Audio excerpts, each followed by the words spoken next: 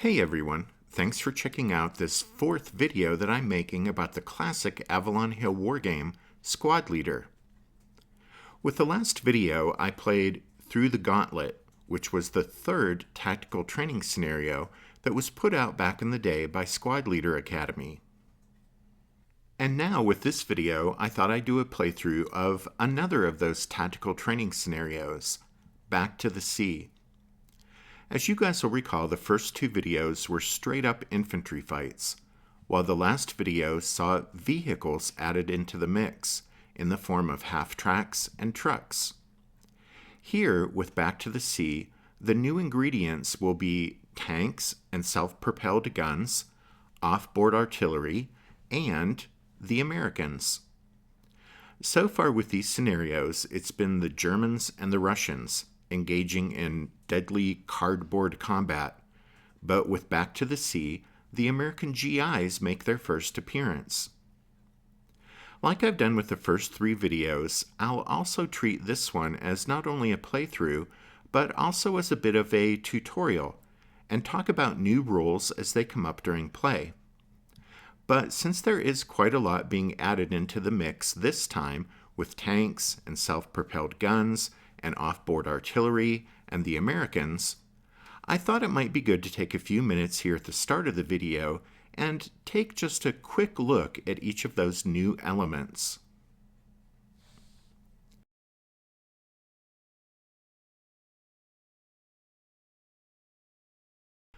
Only one side in this scenario, the Germans, will have AFVs, armored fighting vehicles, and that will be in the form of a tank, a self-propelled gun, and a half-track. Since I covered half-tracks in the last video, and so covered a few of the AFV rules, I'll just take a quick look at some of the other AFV rules covering tanks and self-propelled guns here now. In the Squad Leader rulebook, the AFV rules go from section 28 through section 41, so quite a chunk in the middle of the rulebook. So while Squad Leader is, quote, the game of infantry combat in World War II, there are necessarily quite a few rules covering armored fighting vehicles and vehicles in general. And again, I covered a few of those rules in the last video for half-tracks, but for tanks and self-propelled guns, something new you'll notice right away is that there's a number there in the lower left corner, and that's the main gun type. So the tank has a 75mm gun, or cannon, while the self-propelled gun has a 105mm cannon. And if there's a line overscoring the main gun type, that means it can only fire HE ammunition, that is, high explosive ammo. Generally, that means the AFV is designed to engage infantry targets, or AT guns, but it isn't designed to engage tanks. Because what you want to fire at tanks is AP ammunition, that is, armor-piercing ammo. Here, since the main gun type of the Panzer IV isn't overscored, that means it can fire both AP and HE ammunition. In any case, something else new is that with the MG armament, there are two numbers there for the tank. We know from the last video that the right-hand number is a 360-degree MG that can be fired in any direction. But now here, the left-hand number is a covered arc MG, which can only fire in the vehicle's covered arc, and at the same target as the main gun. As I said last time, in Squad Leader, vehicle MGs have a normal range of 8 hexes. However, there's no range limitation for the main armament of a tank or SP gun. So if you can see it in Squad Leader, you can fire at it with the main gun. But the target does become harder to hit as the range increases. Speaking of harder to hit the target, something else that will be new is that firing the main armament on tanks and SP guns is a two-step process.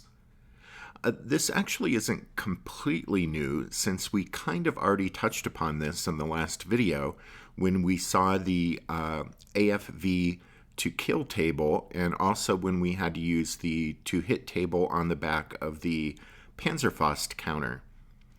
But here we'll put all of that together when the German tank or SP gun fires, since they'll have to consult the to hit table to see if the gun hits its target.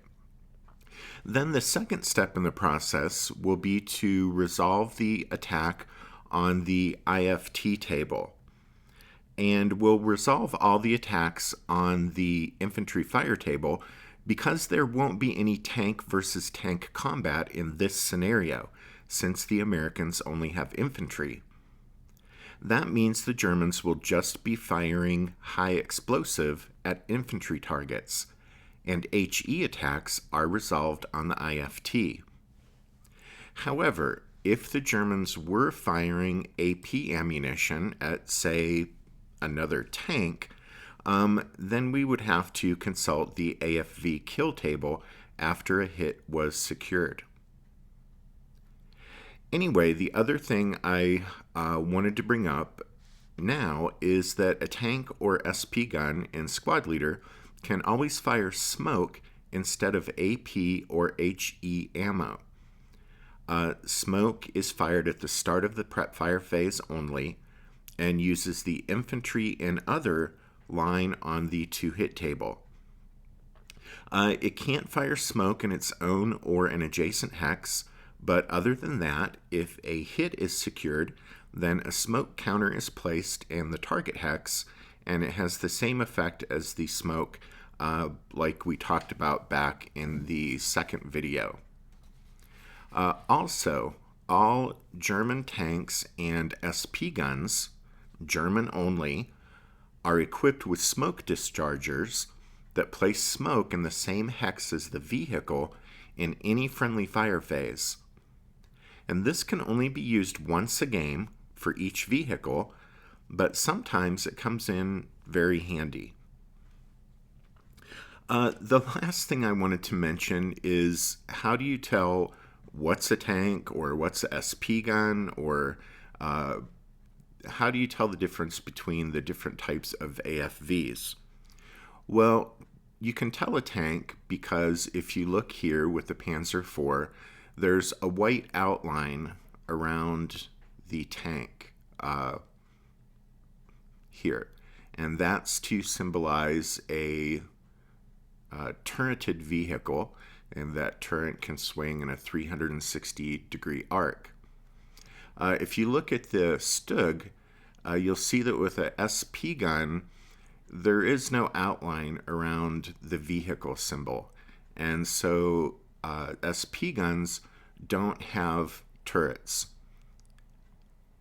Then, if you look at, say, the American Priest, this self-propelled gun, or the M3, the American half-track, you see that they're in white. The AFV symbol is printed on that white background, and that's to symbolize an open-top AFV. It's open-topped and therefore is vulnerable to infantry fire from above. So there you go. That's how you tell the difference between the different types of AFVs, whether it's a tank or SP gun or an open-topped AFV. So there you go.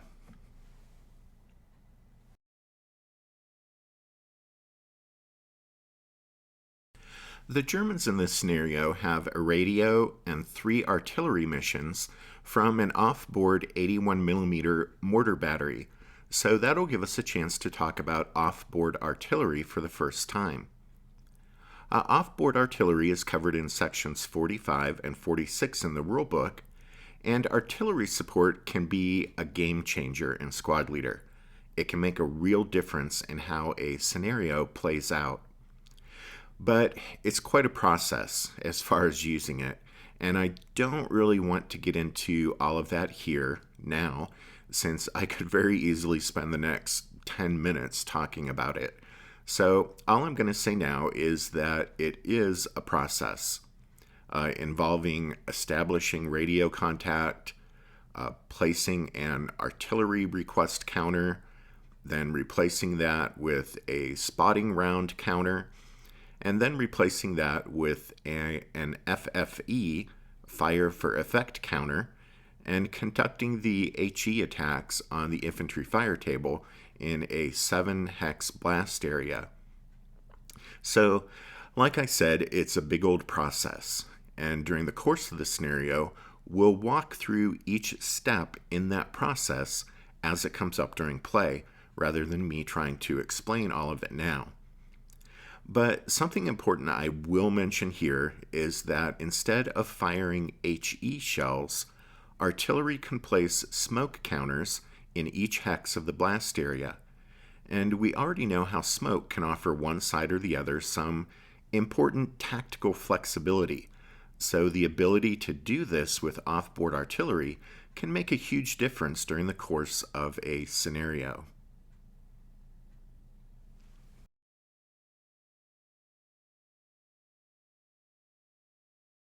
The last new element in this scenario is the Americans.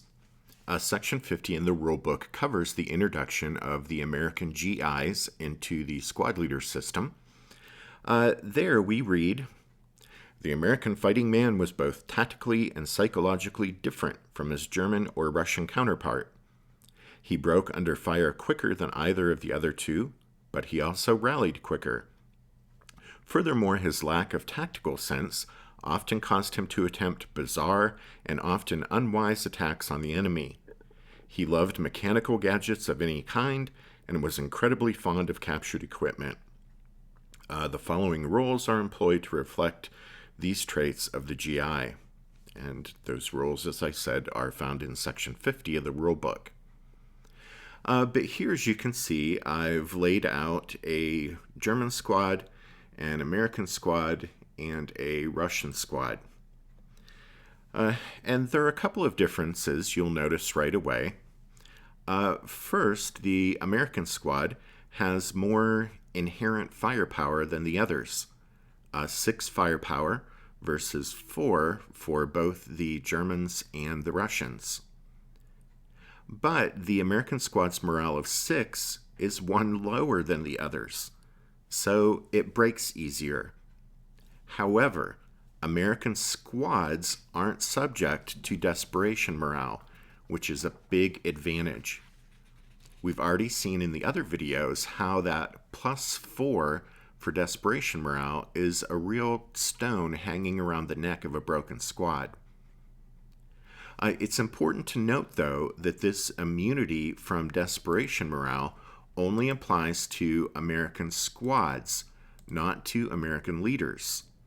Leaders are still subject to desperation morale.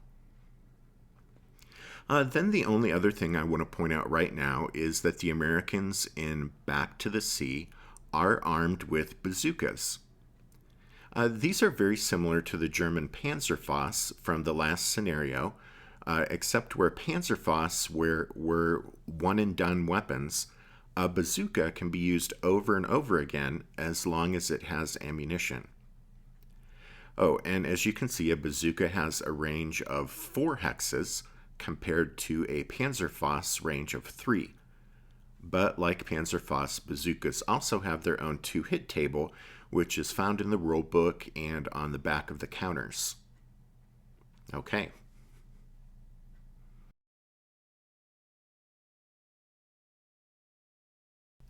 Let's take a look at the scenario card for Back to the Sea.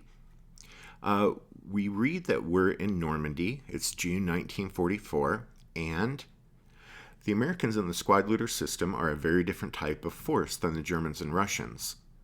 With basic squads combining a higher inherent firepower and a lower morale, the 666 squad is both extremely powerful and quicker to break and double break. The other important difference is that American squads, not leaders, are exempt from desperation morale effects. Learning how these differences affect the way the Americans are best commanded on the battlefield is both challenging and intriguing. This scenario represents a local probing counterattack shortly after the Normandy invasions. It presents three common infantry operation themes: the tactical implications of defensive machine gun positions, called artillery support, and direct armor support. Alrighty then. As far as the board configuration, we'll be using boards 2 and 4, but only the left side of the boards will be playable. That is west of hex row Q inclusive. German sets up first and also moves first. There are 5 turns. How about victory conditions? Well, we read, the Germans must earn at least 5 points at game end to win. The Americans win if the Germans earn 4 or fewer points. The Germans earn points as follows. They gain points. An MMG is worth 2 points, an HMG is worth 3 points, but the Germans gain points for each American MG, even if malfunctioned, that is not in the same hex as a good order or broken American infantry unit at game end. They gain 1 point for each German squad on any whole or half hex of board 2, even if broken, at game end. And they gain 1 point for each American MG that has been removed from the board for any reason. The Germans lose points for the following. They deduct 2 points per immobilized AFV and deduct 3 points per eliminated AFV. All right, that seems like a lot to process, but basically what it boils down to is the German player has to go after the American MGs and or get German squads onto board 2. And the German has to avoid getting his tank, SP gun, or half-track immobilized or destroyed. The flip side of that is the American player has to try to keep his MGs in play and try to stop any German squads from getting onto board 2, and try to knock out any of the German vehicles when he has a chance to do so.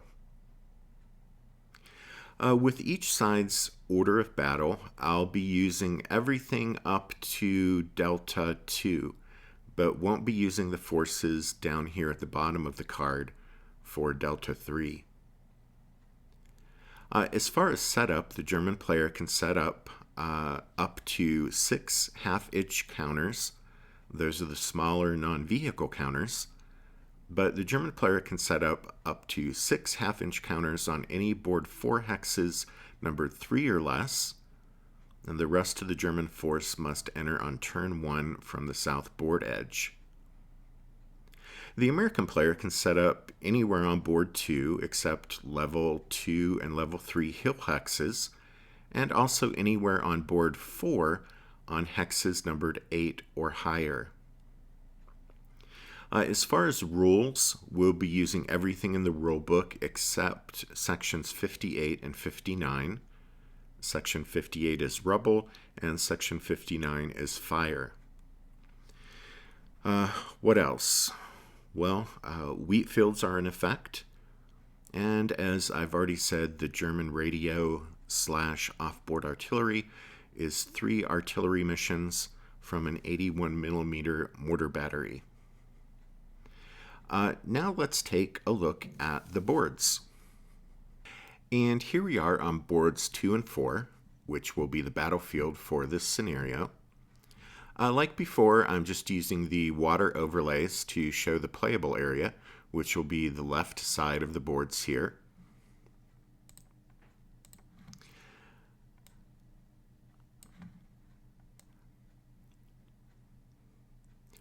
Up here, I've laid out the American force. There's the 5 leaders, 9 666 squads, 3 246 crew counters, and HMG, 2 MMGs, and 5 bazookas. And they also get these 2 entrenchments. Then down here, I've laid out the German force. They also have 5 leaders. They have 10 4.67s, 1 2.47, an MMG, and 5 LMGs, as well as the radio. Then there's the Panzer IV, the armed half-track, and the SP gun, a Sturmgeschütz 3, or as it's better known, a Stug 3. Taking a look at the boards, we really haven't talked about wheat fields in any detail in any of the videos up until this point. They may have been in effect, but they didn't have any major impact on play. But here, there's the large wheat field in the center of board 4 that's obviously a possible axis of advance for the Germans, since it will provide them with cover. It will provide them with cover because units can see into a wheat field hex, but not through it, unless they have a height advantage, which in this scenario would be a hill hex. Significantly, infantry units moving through a wheat field hex aren't subject to the -2 to the dice roll for moving in the open. What else? Well, wheat fields are an obstacle to line of sight, but not to fire. So, for example, if the American MG in V10 was firing on the German squad in V7, it could also hit the other German squad in V5 by virtue of its penetration factor.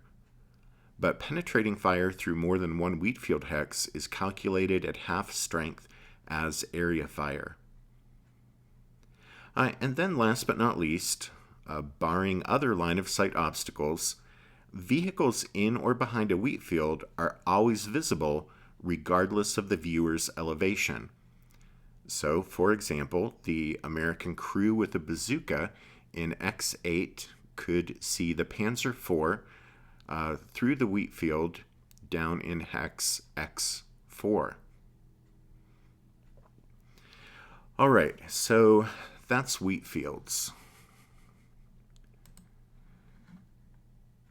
And given the lay of the land here, as I said a moment ago, the large wheat field in the center of board 4 is a likely German axis of advance. And the Germans, as the attacker, might also perhaps think about moving up the eastern board edge, using the cover of the woods and wheat field hexes over there. The Germans might perhaps also think of using the west board edge if they're willing to maybe use the AFVs as either transport or as cover, or maybe lay down some smoke to obstruct line of sight on that side of the board. Then as far as the Americans, who will be on the defense, they'll see if the German setup provides any clues as to the German player's intentions. But in any case, the American player can't really afford to lay back too far back on board 2, since that would just allow the Germans to run squads through board 4 and up to board 2. So the American player probably needs to think about how to conduct a forward defense, like around where the two boards join up, probably using the various clumps of wood hexes as the anchors of his defense. And all these spots are certainly possibilities. The American player also needs to think about these buildings, since once any units out there break, they're really isolated, and the Germans might probably be able to keep them from routing away and being able to fight again another day. So the possibility of incorporating those buildings into the American defense will require some thought. Okay, at any rate, that's just a quick run through of each side's forces and a quick look at the boards.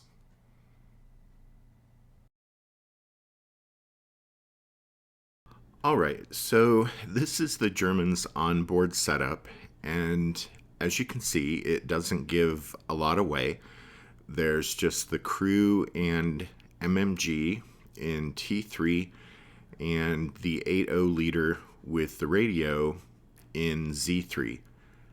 That means the rest of the German force will enter on the south edge on turn 1. Since the German setup didn't give much away as far as the German player's intentions, the American player has to cover all his bases with his setup. Anchoring the center is the 9-2 leader, 2 squads, and the HMG in V10. The 2 MMGs are out here in T9 and Z10. And the 2 entrenchments are placed really to facilitate movement undercover between the clumps of woods that are the anchors of the American defense. This squad will act as kind of a reserve force that can be moved where needed. Covering the west side of the board are these 2 crews with bazookas and the 70 leader.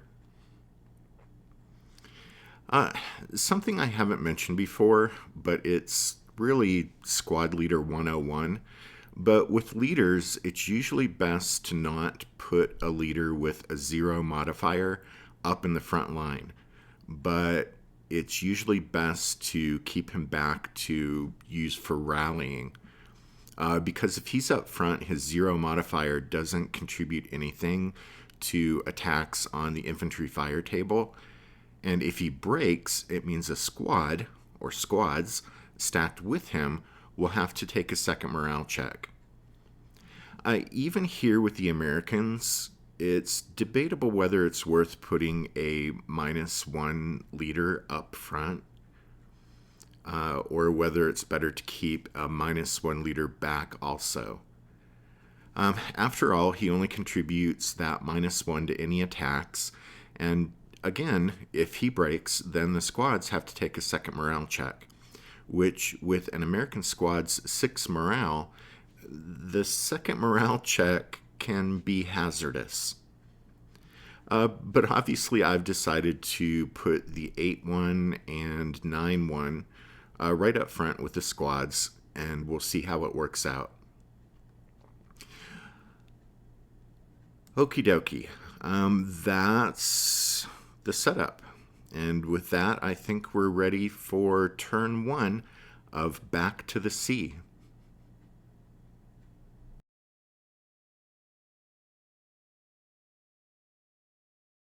A German turn 1, rally phase.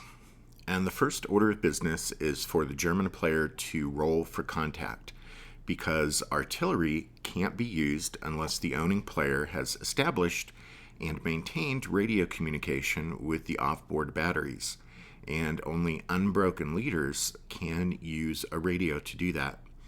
So the German 80 leader is going to roll to establish radio contact, and Germans have to roll 7 or less.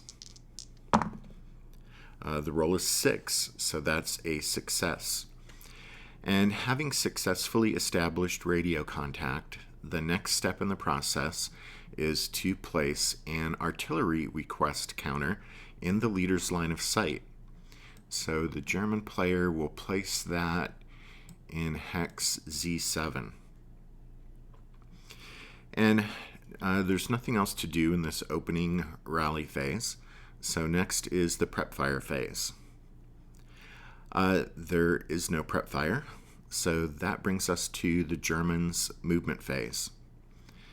And the German player is going to try something here. This may be a short video, since if this doesn't work, I may just start over again. But we're going to put 2 squads and 2 LMGs and the 10-2 leader over here.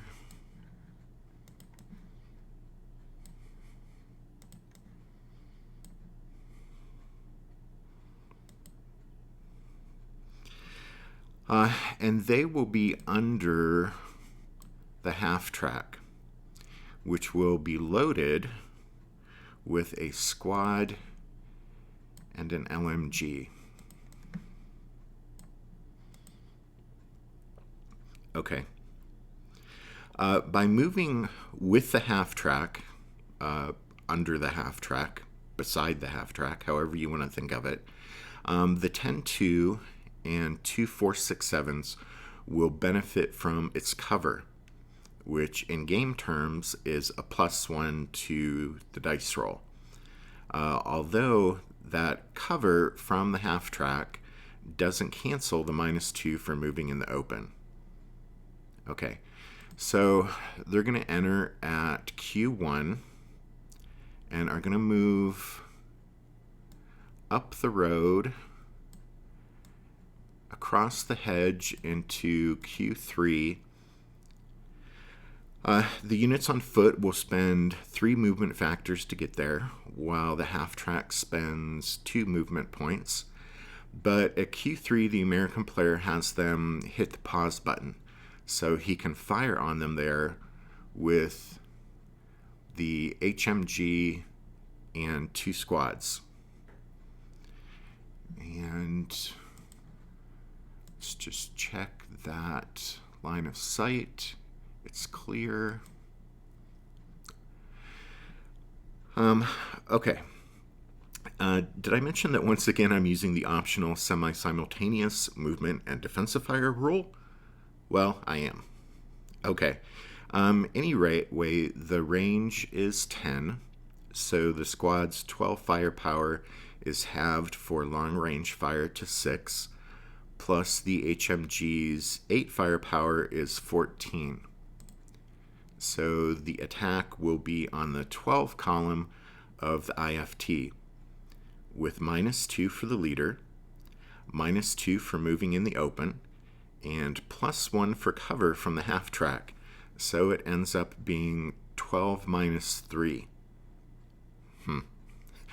Maybe this wasn't such a good idea. Anyway, the roll is 11 -3 is 8. So a 1 morale check. The Germans will roll that 1 morale check, and again, it's only the units that are on foot that are affected by this attack. So the Germans will roll that 1 morale check, leader first. 6 + 1 is 7. He's okay. So now the squads can apply his -2. 5 - 1 is 4. 1 is okay. 11 - 1 is 10. The other breaks.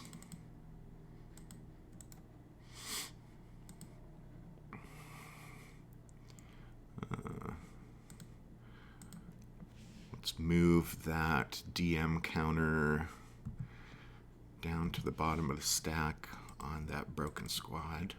Okay. And we'll place a track counter down in Q3.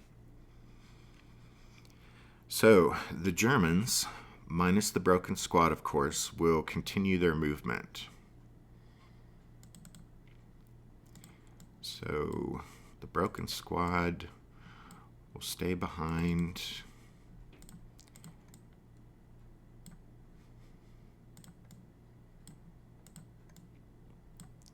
Okay, got that all tidied up.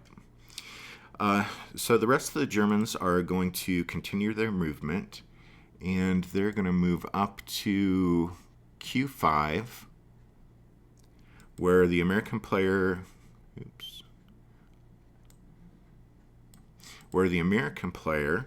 again has them hit the pause button, since the 2 squads and MMG in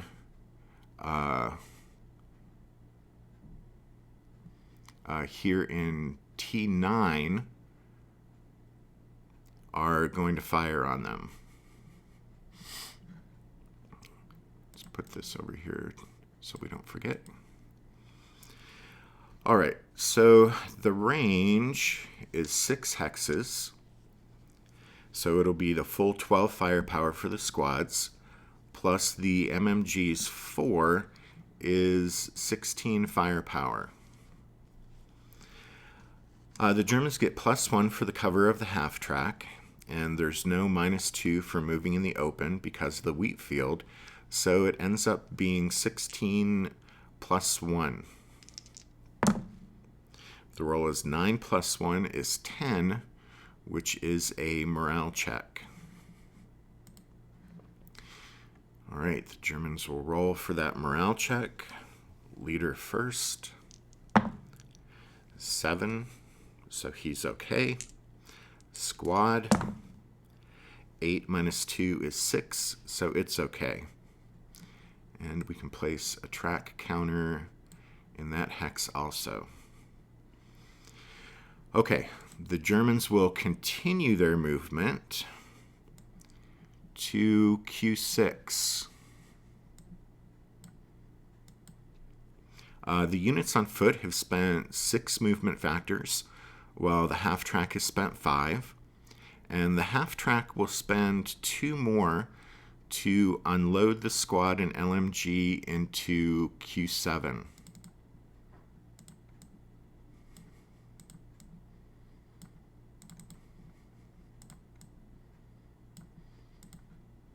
There we go. Next, the Stug will move up to S7. So 1, 2, 3, 4, 5, 6. The Panzer IV will enter next, and it'll move up to R6. So 1, 2, 3, 4.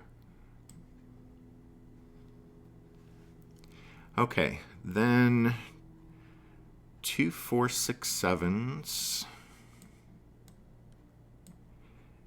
and 2 LMGs. And the 9-1 will enter on the road in Y1, and they're going to move up to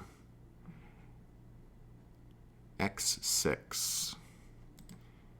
So that's 1, 2, 3, 4, 5.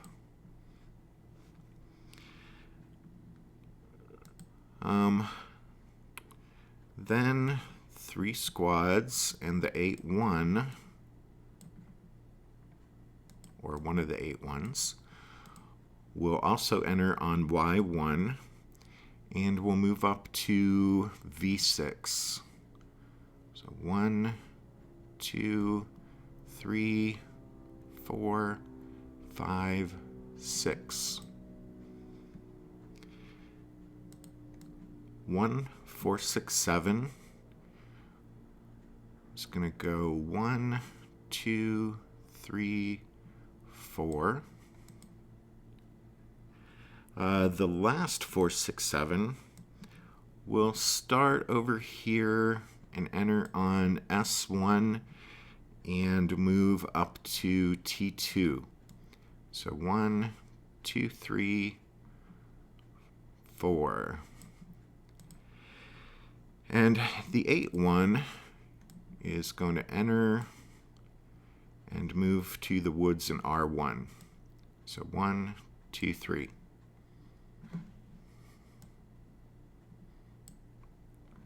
Okay, that's it for movement. So next is the defensive fire phase. And there's actually nothing. The Americans have already done all their defensive fire. We'll remove the tracking counters. Okay, so Self-propelled guns can't fire after moving, but tanks can. So the Panzer IV is going to take a shot at T9. Get rid of these defensive fire counters now. Okay, let's pull up the 2-hit table. The range is 4 hexes, so it's going to be on the first column here, and it'll be the infantry in Woods line. Germans and Americans use the black numbers, while the Russians use the red numbers. So the 2-hit number is 8. But then we look over here, and as we read down through this, we see that case F will apply here. It's a tank firing during the advancing fire phase after moving to a new hex. So that's a +5. All of that means that the Panzer IV will have to roll 3 or less to hit. And the roll is 6, +5 is 11, so a big miss.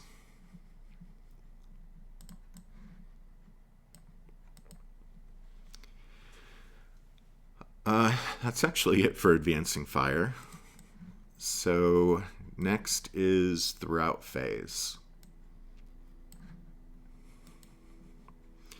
The broken Germans down here will route to Q2 and back to R1. That's it. That takes us to the advance phase.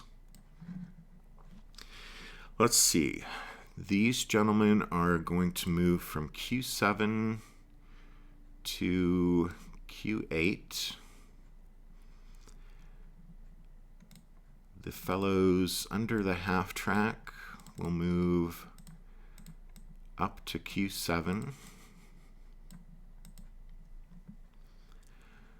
Then let's see. Move from T3 to T4 with the MMG. They'll move up into the building.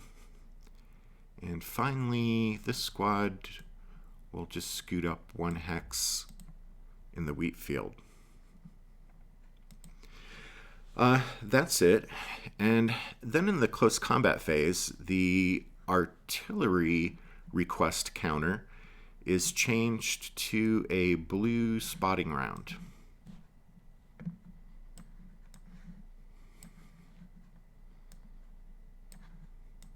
All right. And a dice roll is made to determine the accuracy of the initial round, or actually a die roll. If the die roll is 1 or 2, you see the 1 or 2 in the corner of the blue spotting round. But if the die roll is 1 or 2, the spotting round lands on target. The roll is 6, so it lands off target. Since it's going to land off target, another die is rolled to determine the direction of error. And here on the counter, you see this 1, 2, 3, 4, 5, 6. Well, that's the direction of error determined by this die roll. The roll is 1, so it's going to go off here to the north. Now another die roll is made to see how far away it lands, and the roll is 5. Ooh. So 1, 2, 3, 4, 5. Now that's a problem for the Germans, because it lands out of the line of sight of the leader with the radio. And if it lands out of the line of sight of the leader with the radio, then it's lost. And that means the German player is basically going to have to start all over again in the next turn. Okay. All right, so hopefully all that made sense.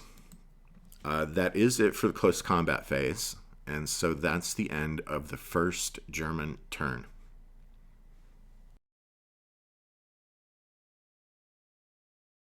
All right, American turn 1. We'll flip the turn marker. It's the rally phase. And the German player needs to roll to maintain radio contact so he can place another artillery request counter since the spotting round was lost. And the roll is 10. He does get a -2 to the roll as he tries to maintain contact, but 10 minus 2 is 8, and he needs 7 or less, so that's a failure, and radio contact is lost. The broken squad down in R1 will try to rally. That'll be +4 for desperation morale, -1 for the leader. The roll is 7, +3 is 10, so no. Although he does lose the desperation morale counter. Okay, let's zoom in here.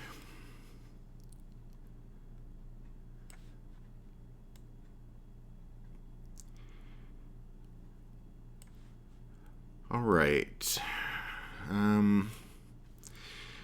There won't be any prep fire from the Americans, so that means it's their movement phase. And there definitely will be movement. These two crews are going to shift east a bit. 1, 2, 3. 1, 2, 3. All right. Then one squad in X10 is going to jump the wall and move into building Y9. So 1, 2, 3, 4. The other squad in X10 will take the bazooka and just scoot over to K10.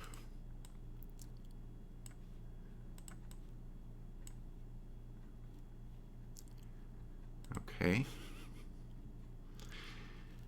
These gentlemen will also scoot back to K10.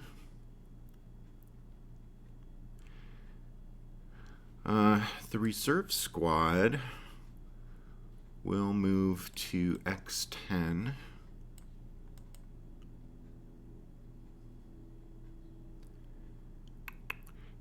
And these guys in T9 will move back while the crew and bazooka move up.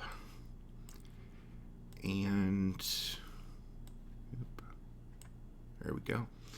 Let's have the leader move back.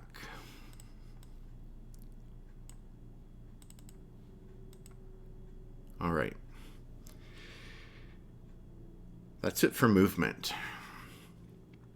So next is the defensive fire phase. There is no defensive fire. So next is the advancing fire phase. There is no advancing fire. So next is the route phase. There is no one to route. So next is the advance phase. And there definitely will be some advancing. Let's see. We'll think about what we want to do over here. About the crew with the bazooka will move up into T9. The 8-0 leader will move back into the building in M9. And the squad and MMG will move back into the entrenchment. There we go. All right. Here, these guys will move back up into V10.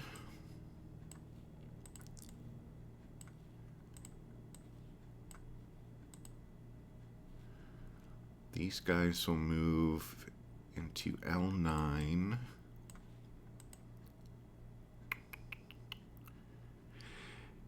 And I think that's it for now. Dun, dun, dun. Yes, okay. That's it. So now it's the close combat phase. And there's obviously no close combat, but something I should have been doing the last couple of videos but wasn't doing is placing concealment counters on units that are eligible to receive them.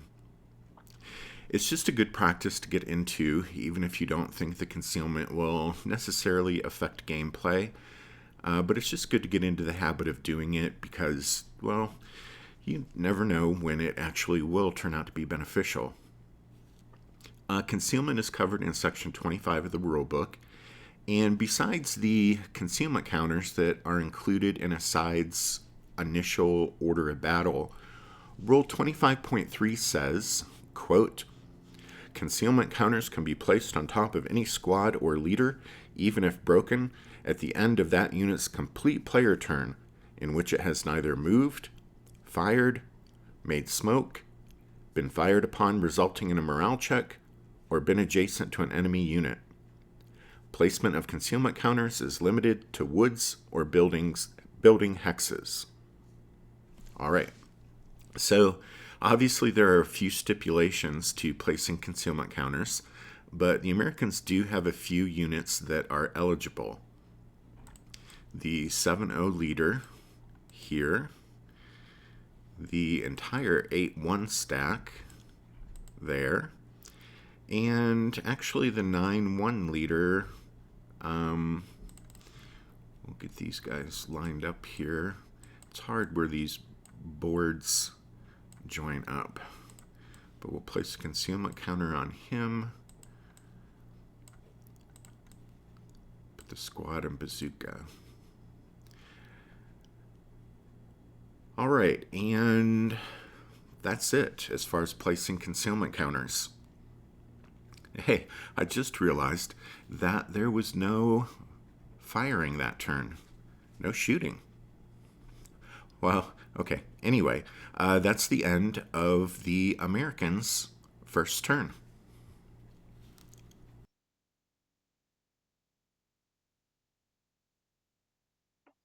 Okay, German turn 2. There we go. And yes, you guessed it, the German 8-0 leader will roll again for radio contact. He's intently twisting dials and pulling knobs. But the roll is 8, so no. All he continues to get is static. Then over here in R1, the 467 will try to rally. It'll be -1 for the leader. The roll is 9 minus 1 is 8, so no.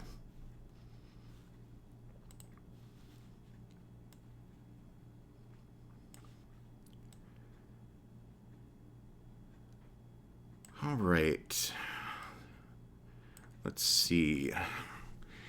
As far as prep fire, first up, the SP gun is going to fire at the crew with bazooka and T9.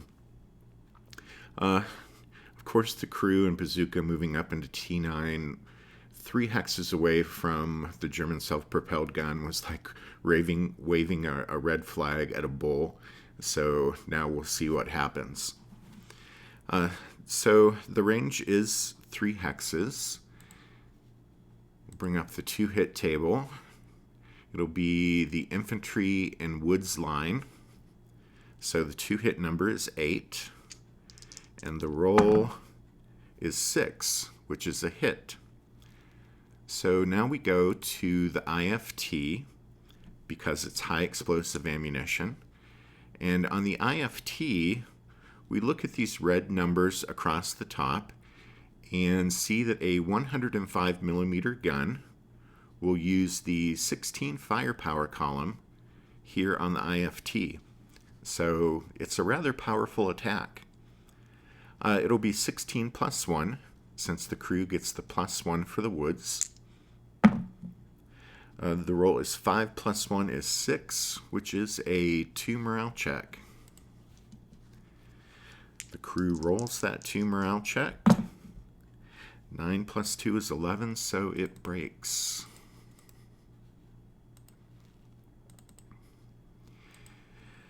And you see, since the American squads and crews don't get desperation morale, this other counter pops up as a reminder that it broke this turn and can rout, but there's no desperation morale. Then actually the SP guns, covered arc machine gun is going to fire at T9. You see it's 6 firepower, and it has to fire at the same target as the main gun. So it will also fire at the now broken crew.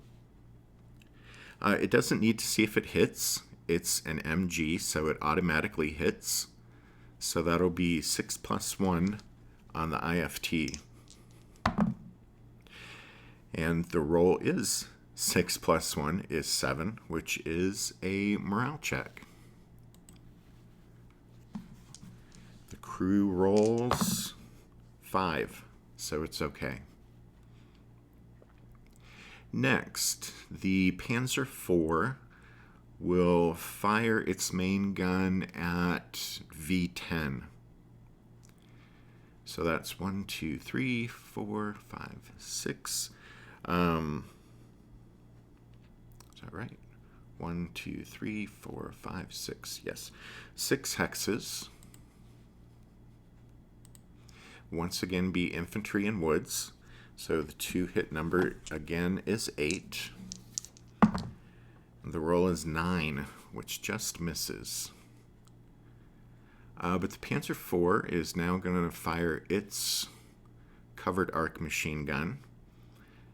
That's 4 firepower, so it'll be 4 + 1. The roll is 9 + 1 is 10, so a miss. 2 9s in a row. It's funny how that happens. Okay.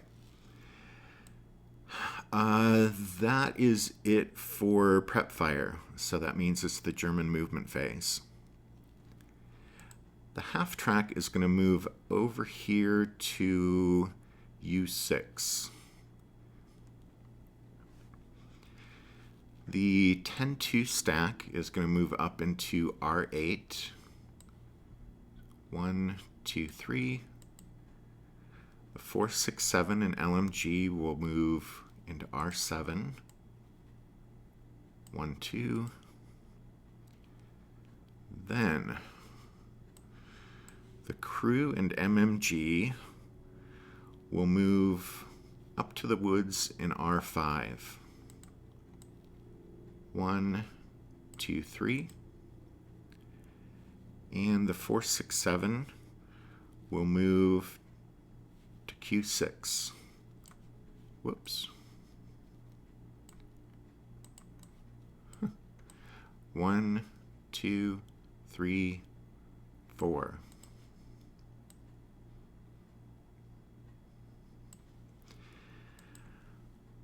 All right, and that's actually it for movement. The American player may have been expecting that the Germans would make some sort of move here with their wheat field force, but no, that's it for movement. So now it's defensive fire. The defensive fire phase. The Desperados here in V10 may like to fire down at the crew and MMG in R5, but if the line of sight crosses the actual on the vehicle counter, if it crosses the actual outline of the vehicle, the line of sight is blocked. Well, it acts as if there's a stone wall Let me just move these off to the side. It acts as if there's a stone wall on the back side of the hex that's being crossed. And so any units that are more than one hex away behind it, that LOS is blocked. And it's kind of hard to tell with Vassal because when you go to check the line of sight, the counters disappear. But I think it's pretty clear here that the line of sight would cross the vehicle outline of the SP gun in S7. And again, with Vassal, you just need to kind of eyeball it. I guess if you have the actual board handy and a couple counters and a piece of string, you could do it that way. But again, with Vassal, you just need to kind of eyeball it since the LOS function makes the counters, unit counters, disappear. Anyway, hopefully all that made sense. So the LOS from V10 to R5 is actually blocked. All right, up here, the squad in T10 and the squad in MG and N9 are going to form a fire group and shoot at the Germans in R8. So that will be 16 firepower, +1 for the woods, and they roll 6 + 1 is 7, which is a 2 morale check.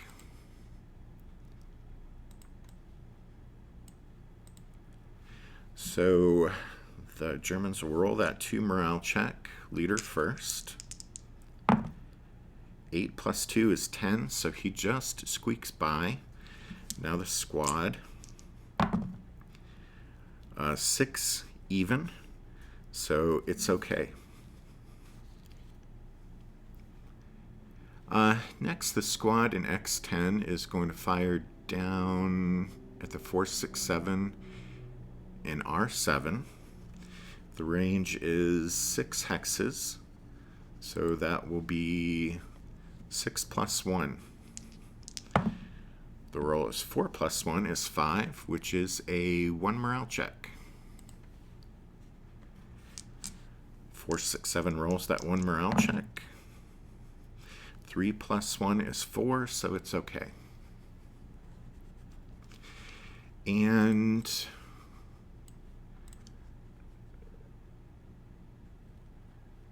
well, we'll go ahead and fire the guys in Y9 at R8. The range is 7, so it has to use long range fire. So halved, it'll end up on the 2 column. 2 + 1. 7 + 1 is 8. No.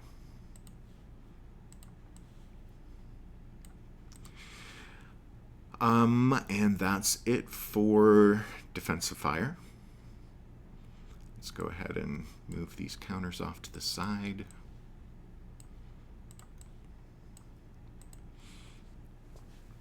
So now it's the advancing fire phase. And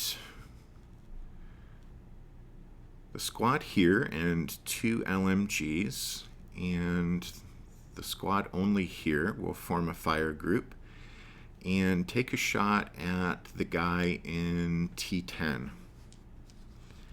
So that'll be 12 firepower, halved for advancing fire to 6, -2 for the leader, +1 for the woods, so 6 + 1. And the roll is 5, -1 is 4, which is a 2 morale check. 2 morale checks are very popular at the moment. The squad rolls that 2 morale check. 7 + 2 is 9. It breaks.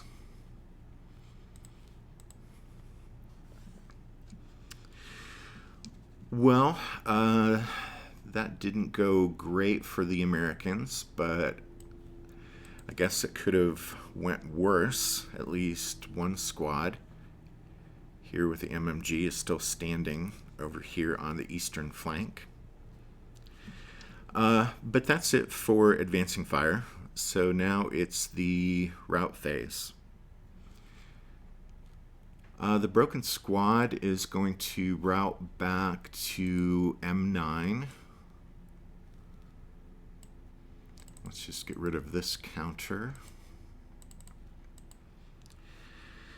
The broken crew, no, will route back to the entrenchment in N9.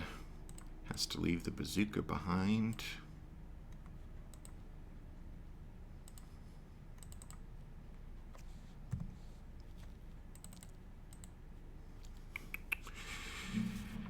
And that's it for the rout phase. So that takes us to the advance phase.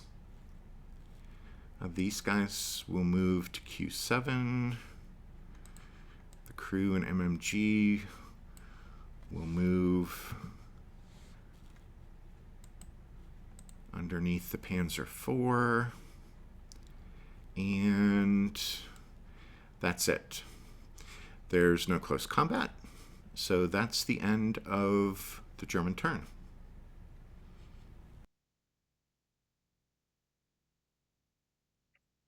Okay, let's flip the turn marker. It's the Americans' turn 2. And rally phase.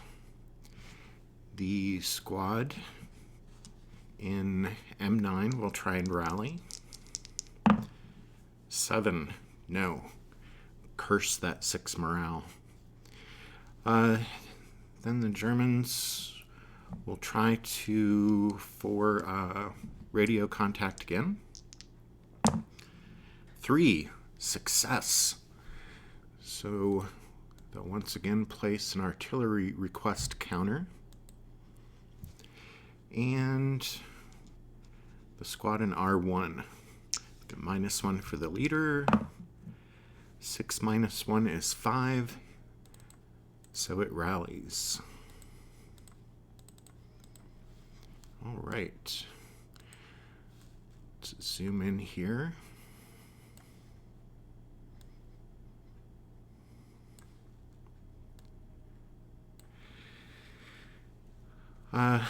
So that was it for rally. Now it's the prep fire phase. And there actually is no prep fire. So now it's the Americans' movement phase. And these guys in X10 will scoot back to I10. The leader will lose his concealment.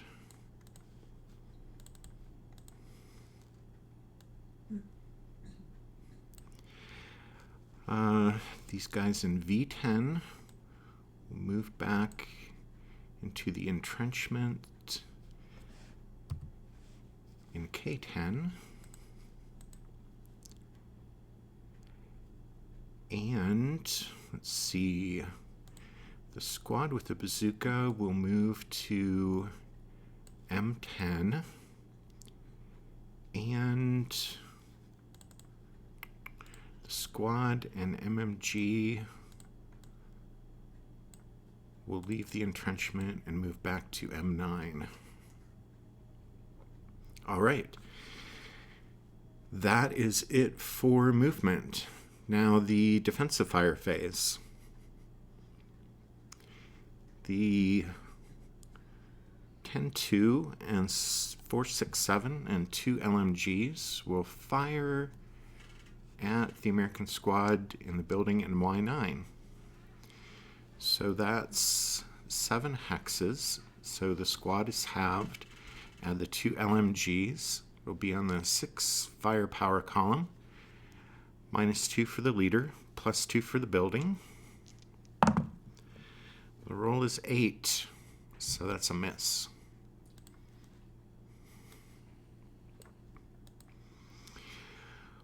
Well, that is it for defensive fire. Next, the advancing fire phase. And there is nothing. So now the route phase. Now the crew that routed back to the entrenchment doesn't have to stay there, so it'll route to M9 and join the party there. That's it for route. Now the advance phase. You will move back up. They will move back up.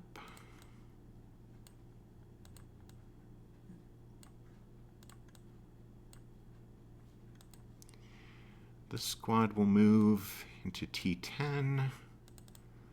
This squad will leave the MMG, but move back into the entrenchment. And that's it for the advance phase. So now there's no close combat, but there are some Americans that are eligible to receive concealment. The two crews and the squad in Y9. All right. Now in the close combat phase, we have to take care of this artillery request counter. We replace it with a blue spotting round, and we roll a die for accuracy. If the die roll is 1 or 2, you see the 1 or 2 here down in the corner, then the spotting round lands on target. The roll is 4, so it's off target. Now we have to roll for the direction of error. And direction of error, you see this 1, 2, 3, 4, 5, 6. So the direction will depend on this die roll. 6. So it will go off here to the northwest. Now we roll again to see the extent of the error. And it's a 1. So it will land there. And that's still within the line of sight of the leader with the radio, because hedges and walls and wheat fields don't block line of sight to a spotting round. Now, having done all that, the blue spotting round is replaced with a red spotting round. And that's it for now. And that takes us to the end of the Americans' second turn. And I think that's where I'll end this video. I'll make it part 1 of 2 parts of this playthrough of Back to the Sea.